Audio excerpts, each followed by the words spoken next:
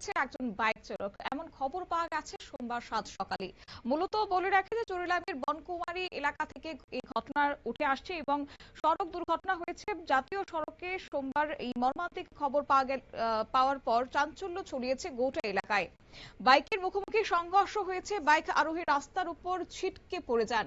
একটি মালবাহী গাড়ির সঙ্গেই মুখোমুখি ধাক্কা লেগেছে সেই বাইকটির এবং তারপরে স্থানীয়দের সহায়তায় এবং বিশ্রামগঞ্জ অগ্নিনির্বাপক দপ্তরের সহায়তায় বিশালগড় মহকুমা হাসপাতালে পাঠানো হয়েছে। খবর পেয়ে দ্রুত বিশালগড় থানার পুলিশ ঘটনাস্থলে পৌঁছে পরিস্থিতি নিয়ন্ত্রণে এনেছে এবং দুর্ঘটনাগ্রস্ত যানবাহন দুটি সরিয়ে নিয়ে যান। চলাচল পুনরায় স্বাভাবিক হয়েছে। কি উঠে আসছে প্রত্যক্ষদর্শীদের বক্তব্য শুনুন। বর্তমান এলাকার মধ্যে একটি ডিসিএল সরকারি রাস্তার কাজে গাড়ির কাজে একটি গাড়ি বাইককে বাড়ি দিয়েছে।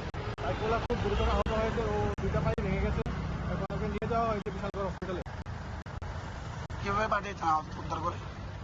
আমরা সাধারণ গ্রামবাসীরা মিলে সাহায্য করেছি। এবারে বিশ্বমন্দির ফায়ার এসে ওরা নিয়ে গেছে বিশালগড়। প্রাথমিকভাবে কি জানতে পেরেছেন কার দোষ? এখানে দেখা যাচ্ছে এখন আপনার সঙ্গে প্রত্যক্ষদর্শীদের বক্তব্য এবং স্থানীয়দের অভিযোগ হচ্ছে যে বিশালগড় বনকুমারী সংলগ্ন জাতীয় সড়কে এই অংশে প্রায়শই সড়ক দুর্ঘটনা ঘটে থাকে। বারবার দুর্ঘটনা ঘটলেও স্থায়ীভাবে দুর্ঘটনা রোধে কার্যকরী উদ্যোগের অভাব রয়েছে বলে এলাকাবাসীর দাবি। তাই প্রশাসনের কাছে তাদের দাবি হচ্ছে যেন দ্রুত প্রয়োজনীয় নিরাপত্তামূলক ব্যবস্থা গ্রহণ করে এই দুর্ঘটনাপ্রবণ এলাকাকে নিরাপদ করা হোক।